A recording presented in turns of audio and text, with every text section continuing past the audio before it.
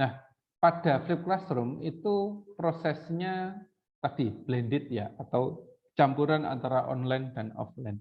Ini kursus yang cukup banyak peminatnya dibanding dengan kursus full online. Ruang guru, ada yang mengikuti ruang guru di sini? Dulu SMA-nya? Halo? Saya Ada dulu. yang ikut ruang guru? Siapa? Yang ikut ruang guru siapa? Saya Pak, dulu sebentar. Siapa? Namanya.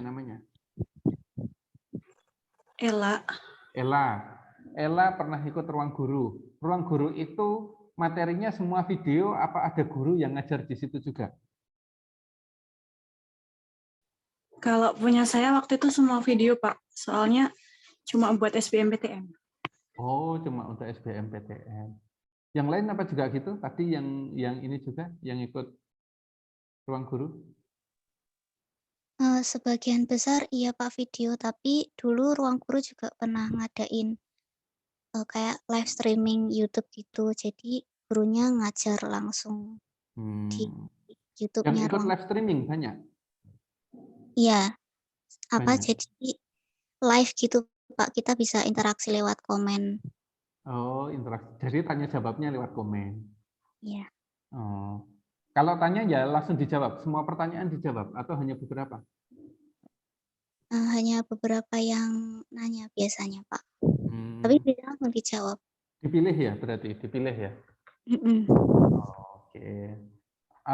Itu ada admin yang membantu apa yang guru bersangkutan sendiri yang memilih pertanyaannya? Biasanya gurunya sendiri Pak yang milih, soalnya ruang guru hanya menyediakan tempat, terus yang live streamingnya gurunya gitu, tapi lewat platform ruang guru YouTube-nya. Oke, yang pernah mengikuti ruang guru, pernahkah Anda ikut kursus sebelumnya? Maksudnya, ikut bimbel sebelumnya?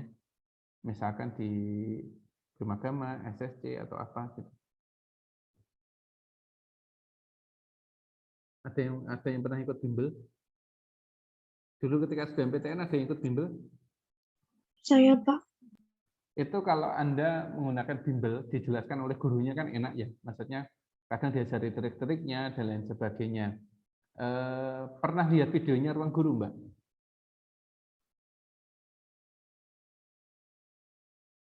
Yang ikut di bimbel, pernah lihat videonya di ruang guru? Atau mungkin banyak teman gitu? Pernah, Pak.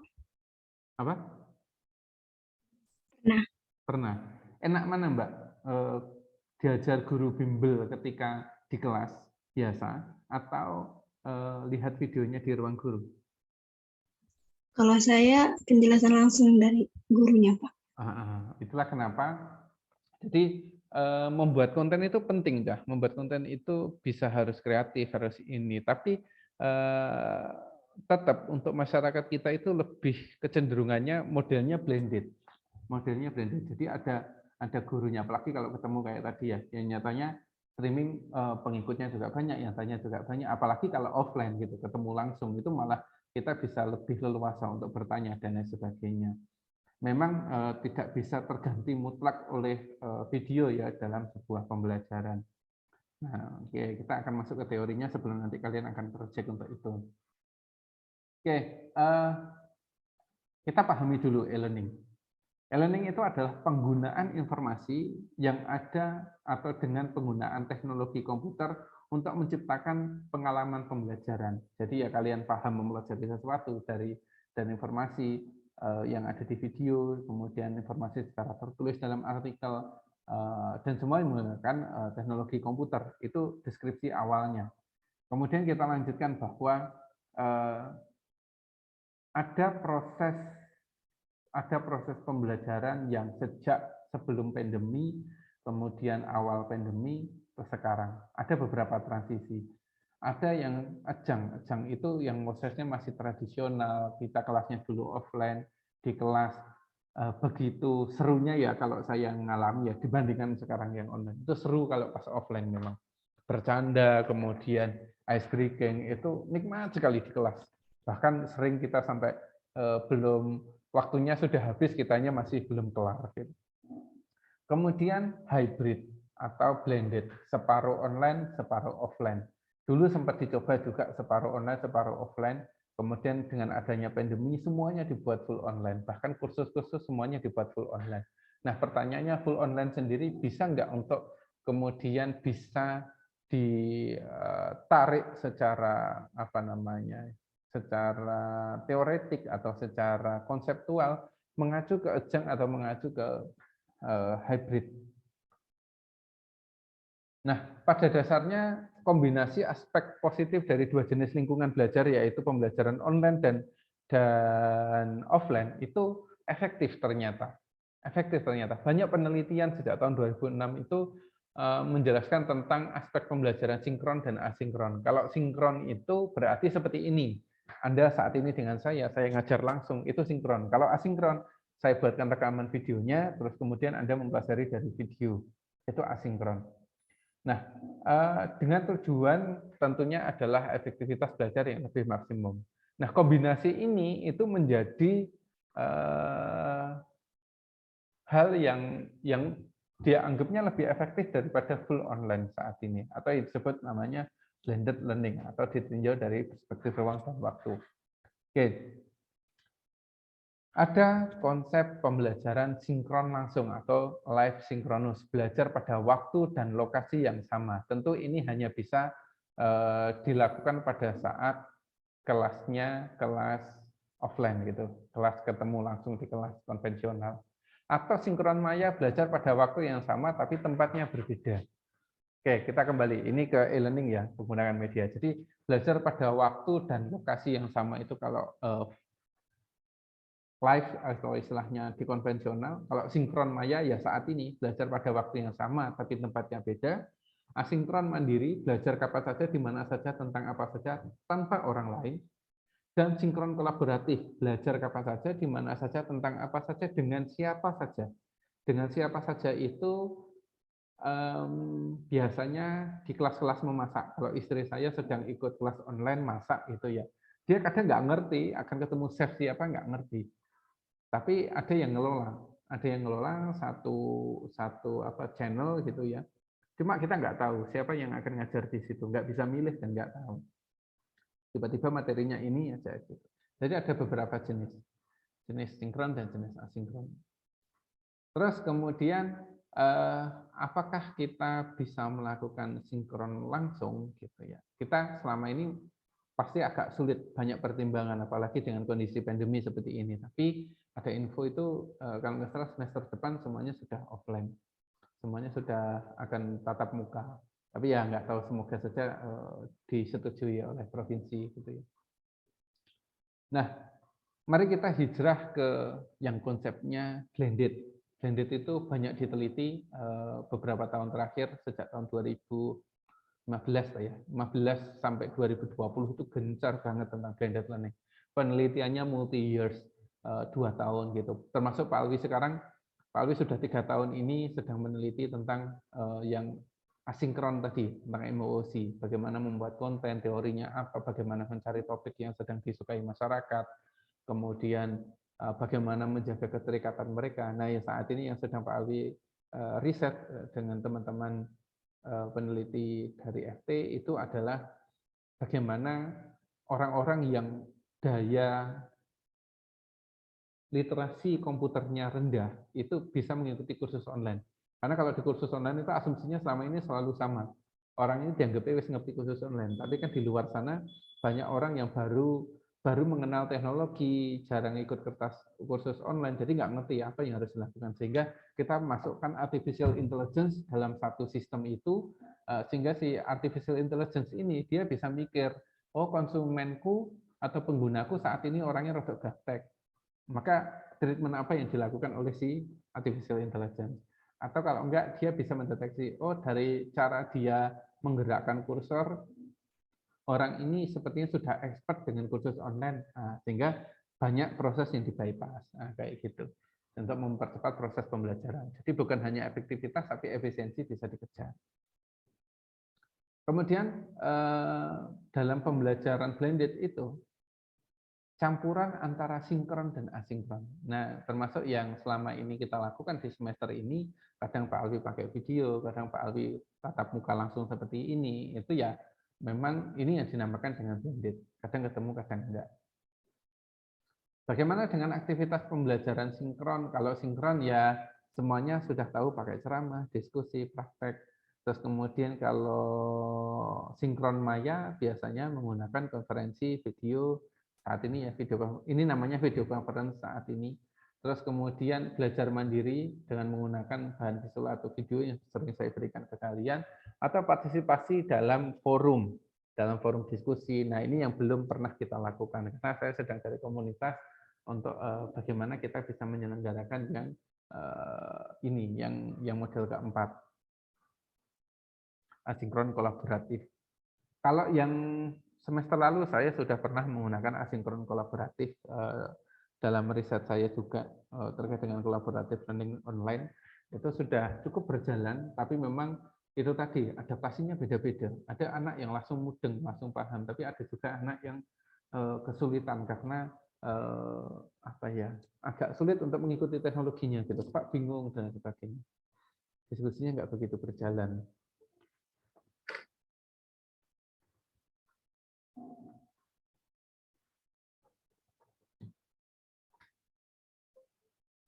Oke.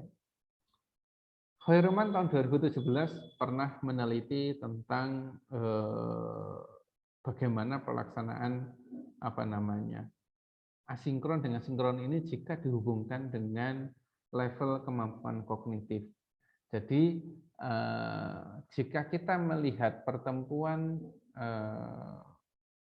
yang hanya mengingat, mengerti, ini kan kalau hanya bacaan teks saja ya paling 10% dari apa yang dia baca dia paham, selebihnya mereka nggak begitu paham, apalagi kalau bahasanya agak sulit.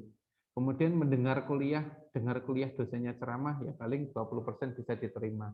Memperhatikan visual, kalau ada tambahan, kalau hanya ceramah ya, pernah loh saya ada kuliah itu nggak ada PPT sama sekali, jadi cuma mendengar dosennya ceramah tanpa PPT, itu pernah. Dan itu memang cukup sulit. Kita hanya bisa paham ya paling 20%-an itu, benar sudah. Terus kemudian dengan adanya visual ya bisa 30%. Kemudian menyaksikan demonstrasi secara langsung, biasanya kalau mahasiswa pas di kampus seperti itu, kita bisa mendapatkan 50% pemahaman mereka, bahkan bisa ke 70% kalau ada workshop, ada pelatihan diajari langsung di tempat. Makanya untuk pembelajaran ekonomi digital ini kita agak kesulitan karena untuk praktek-prakteknya, bikin video, terus kemudian ngolah audio itu kita nggak bisa ketemu langsung gitu. Kalau ketemu langsung kan enak biasanya dalam lab, kemudian pakai komputer semuanya, terus kita ajari tekan ini, pilih ini, kreasikan seperti ini untuk konten video dan lain sebagainya. Kalau 90% ya kalau kalian sudah bisa mengalami secara langsung biasanya bisa. Biasanya orang-orang yang sudah terjun di bisnisnya ini gitu. Memang untuk asinkron kita dapetin 50% aja, itu udah bagus banget asinkron. Seperti video tadi loh. Video yang ada misalkan di ruang guru gitu. Itu untuk dapat 50% pemahaman itu sudah bagus. Meskipun banyak ruang guru itu yang ngeklaim pemahamannya maksimal gitu ya, bisa banyak yang lulus SBMPTN. Yang ikut ruang guru tadi Anda masuk UNY jalurnya apa? SBMPTN? SBMPTN, Bapak. Lulus? Alhamdulillah. Alhamdulillah. Tapi memang kamu bisa paham banget dengan materi yang ada di ruang guru itu? Ini Pak, materinya itu banyak yang keluar, kayak sejarah gitu, yang TPA-nya. Oh, TPA-nya banyak yang keluar. Banyak yang keluar itu memang ada ininya, Mbak, ada risetnya.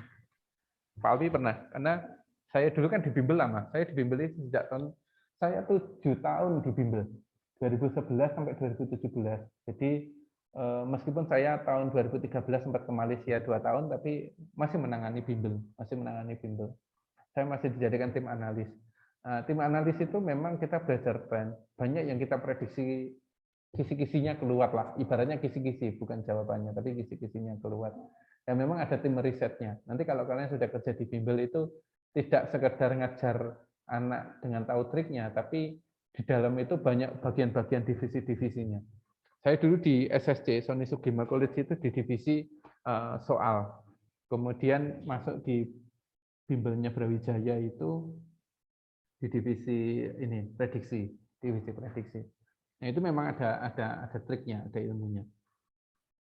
Seru kalau kalian udah terjun di dunia kerja itu dah. Oke, untuk sinkron ya memang sinkron lebih efektif daripada asinkronnya secara pemahaman, tapi ada yang bisa diupayakan ya salah satunya melalui video tadi. Lah, lalu bagaimana dengan flip classroom? Konsep seperti apa itu flip classroom? Kelasnya kok dibalik kan gitu. Dibalik itu seperti apa maksudnya?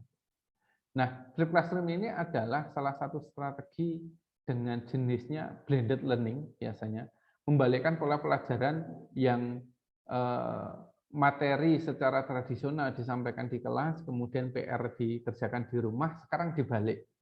Materi itu bisa dipelajari di rumah, kemudian di kelas itu ngerjakan PR-nya. Ngerjakan PR-nya justru di kelas, didampingi gurunya, gitu. Didampingi gurunya. Jadi kalau yang tradisional itu dosen ngajar, mahasiswanya mengerjakan tugas di rumah kalau malam. Nah, kalau flip classroom dibalik, mahasiswanya belajar di luar, pakai video ketika malam dan sebagainya. Ketika di kelas, kita tinggal aktivitas evaluasi, kuis, terus kemudian pemecahan studi kasus seperti itu. Yang biasanya studi kasus itu dikerjakan di rumah, sekarang didampingi sama dosennya di dalam kelas. Nah, ini satu konsep namanya flip classroom.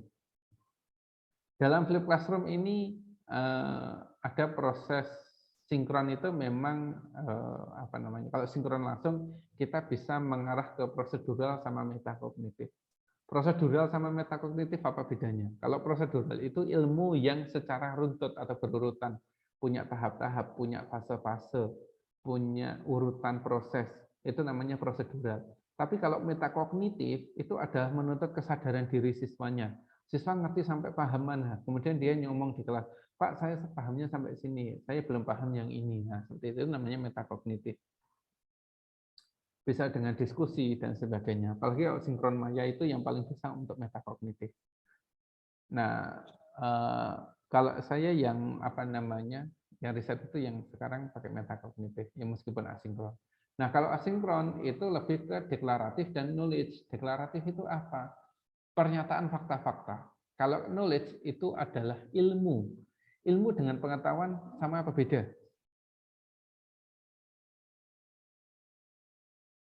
Ilmu dengan pengetahuan. Makanya sering kita kalau di Indonesia, sekolah untuk apa? Mendapatkan ilmu pengetahuan. Padahal ini dua kata yang berbeda. Satunya ilmu, satunya pengetahuan. Ada yang tahu perbedaannya?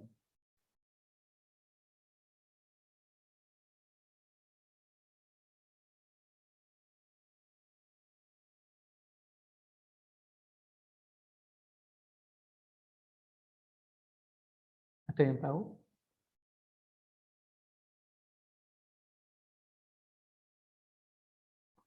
Saya kasih gambaran antara A dan B. Ada si anak, si A sama si B. Si A sama si B sedang jalan di trotoar. Dia jalan di trotoar sini. Lagi jalan berdua. Terus kemudian ada anak ngebut di sini. Naik motor Fiction, tahu Fiction ya, motor Yamaha yang besar itu. Tapi rodanya pakai roda apa namanya, roda yang kecil itu sebutannya, Mas? Biasanya Mas tahu. Pernahkah kalian ini lihat motor, terus rodanya tipis kayak rodanya sepeda gitu loh. Sepeda motor tapi rodanya kayak roda sepeda ontel gitu. Pernah, Pak. Kamu kalau Mbak, kalau kamu lihat ada cowok pakai motor seperti itu, penilaianmu dia keren apa dia stupid? Enggak keren. Enggak keren. Enggak keren. Nah, dia naik motor kenceng, habis itu dia jatuh, nabrak trotoar misalnya, bruak gitu nabrak. Si A komen, syukur, salah biaya naik. Terus kemudian apa istilahnya? Dia jatuh karena dia banyak gaya gitu. Terus kemudian si B komen, memang ban sepeda ontel, dia bebannya segitu. Kemudian penopangnya cuma seukuran ban ontel, gaya geseknya kan jadi lebih kecil, makanya licin. Habis itu dia pasti jatuh, nabrak. Ya wajar, ban segitu kan daya geseknya kecil. Nah, menurutmu dari A dan dari B, mana yang menunjukkan orang yang memiliki ilmu dan orang yang berpengetahuan? B. Yang B itu yang apa?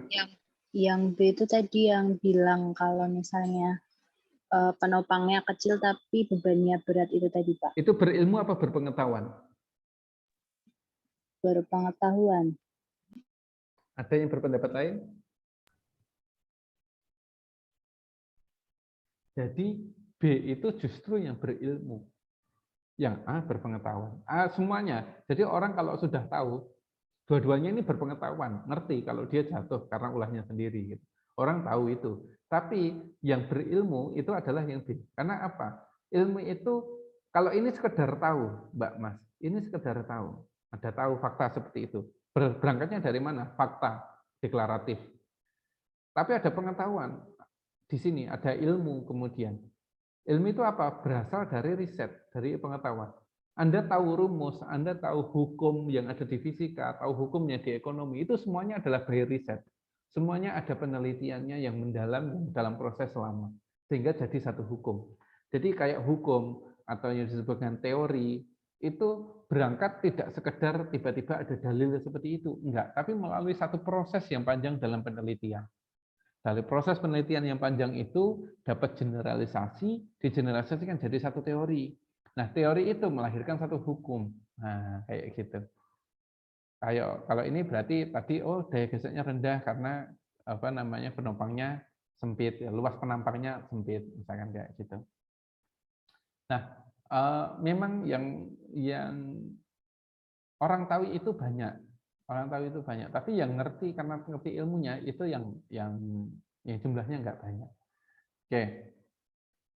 Mahasiswa belajar melalui learning management system yang telah ditentukan dengan cara mempelajari materinya secara digital online di luar kelas tadi ya menggunakan LMS, bisa menggunakan Bismart atau platform yang lain. Jadi ada banyak platformnya, ada Bismart, kalau yang di UNJ ini basisnya Moodle, ada yang basisnya Edmodo. Kalau Edmodo ini pakainya kayak FB formatnya.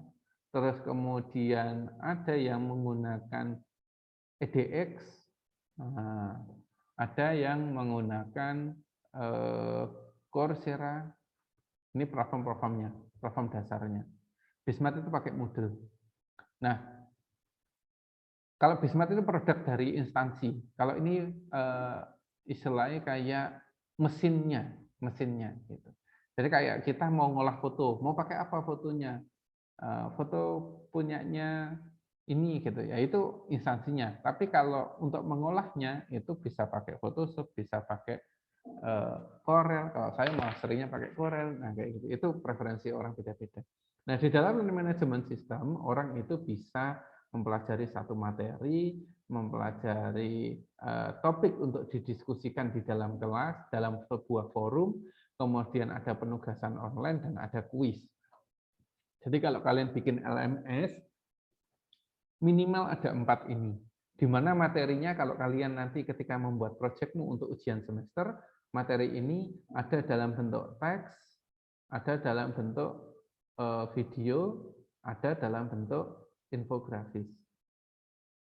Nah, bagaimana bagi orang yang membuat website pemasaran? Kalau website ya harus memenuhi juga, harus ada teksnya, harus ada videonya, dan ada infografisnya. Kemudian ada forum diskusi, ada penugasan online, ada kuis. Kalau dalam website perdagangan nanti ada fitur fitur pembayaran, fitur order, pemilihan kurir, misalkan seperti itu, atau bagaimana tentang retur dan sebagainya. Selengkap mungkin. Nah, lalu di dalam kelas apa yang dilakukan? Praktek lapangan. Jadi paling enak itu kalau misalkan ya mata kuliah gini, ekonomi digital ini, kalau misalkan kita luring, kita sudah bisa luring, kita buat deep classroom modelnya.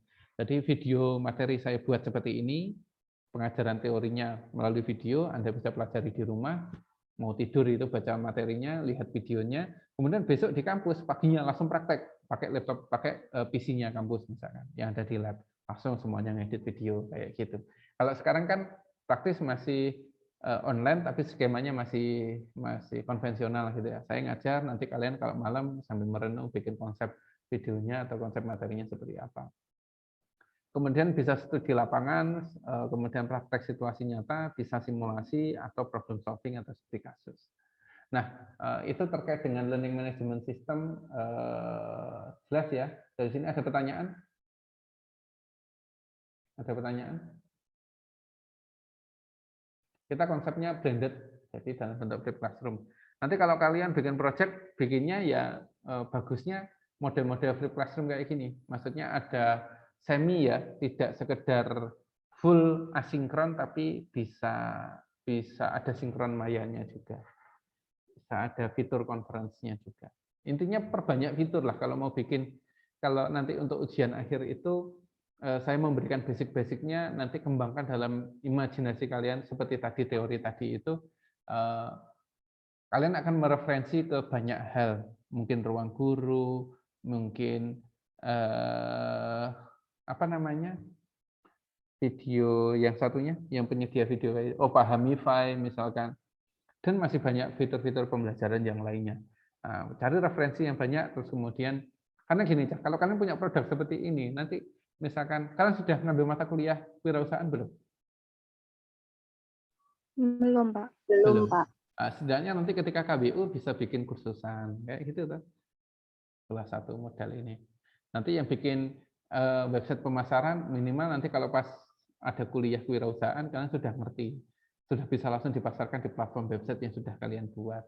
Tinggal produknya diganti. Udah. Enak. Oke, ada pertanyaan?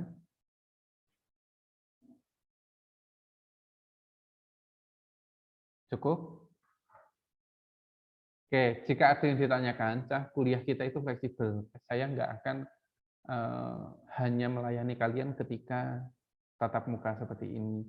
Kalau misalkan kalian sedang mempelajari di luar sana, apa namanya ya, baca buku, lihat materi, terus ada yang ingin Anda diskusikan, Anda tanyakan, itu bisa langsung chat di WA group. Itu manfaat loh. Satu orang saja yang misalkan membaca secara mandiri, mempelajari secara mandiri satu teori perkuliahan, kemudian ditanyakan di WA group, otomatis teman-teman yang lainnya ikut baca. Kamu sudah berbagi manfaat. Insya Allah ya oleh ganjaran. Dapat pahalanya juga. Bagi-bagi ilmu. Apa yang kalian tahu itu jangan di apa istilahnya? Jangan diakuisisi sendiri gitu, jangan dimiliki sendiri. Perlu berbagi. Tahu apa, sharing di grup. Tahu apa, sharing di grup. Itu bukan sok-sokan, tapi itu menebar manfaat. Itu menebar manfaat. Entah orang lain menganggapnya itu, wah anak ini hanya TP-TP cari perhatian gitu ke dosen. Bukan, jangan dipikir itunya. Justru dipikirnya adalah manfaatnya. Tahu sesuatu manfaatnya. Nah, kuliah itu apa namanya? Menuntut salah satunya namanya kemandirian ilmiah. Kemandirian ilmiah, benar. Saya masih ingat dulu ketika saya kuliah S1, kalau pas setelah jeda kuliah itu ya mainnya ke perpus. Jadi perpus itu ramai banget di kampus kalau saya di Malang dulu. Saya nggak tahu sih kampus sekarang ramai apa perpus sekarang seramai dulu enggak. Kalau saya dulu kuliah tahun 2007 sampai 2011 itu Masya Allah, perpus itu kayak pasar, ramai banget. Masuk itu sampai antri-antri. Cari buku itu ngantri, kalau yang lainnya sedang buku yang kita cari sedang dibaca orang, ya kadang kita nunggu. Kalau enggak order ke dia. Nanti kalau udah kabari, berbagi nomor. Nanti aku yang pinjam. Nah, kayak gitu. Sampai kayak gitu. Saking dituntutnya kemandirian ilmiah. Jadi kita belajar di kelas saja nggak akan cukup untuk menyelesaikan tugas-tugasnya. Harus cari banyak pengetahuan di luar. Makanya kalau kalian lihat artis-artis yang kuliah di luar negeri ya, seperti Cinta Laura, kemudian penyanyi yang Tasya itu juga kalau pas kuliah di Amerika, dia sering, kalau saya ngikuti Instagramnya, dia sering update status dulu di perpus gitu ya. Terus teman-teman saya yang kuliah di Malaysia, di Eropa itu sering dia update statusnya di perpus. Karena memang kuliah itu beda dengan SMA. Kalau SMA nunggu diceramai gurunya, tapi kalau kuliah itu yang dituntut adalah kemandirian ilmiah. Kadang dari dosen itu basicnya nanti dikembangkan oleh mahasiswa. Kalau mahasiswa bisa tanya dengan pertanyaan, nanti bisa untuk bahan diskusi di kelas, maka itu pengembangannya. Mungkin itu dulu yang dapat saya sampaikan. Jika tidak ada pertanyaan, saya akhiri pertemuan hari ini. Assalamualaikum warahmatullahi wabarakatuh. Waalaikumsalam warahmatullahi wabarakatuh. Terima kasih Bapak. Terima kasih Bapak.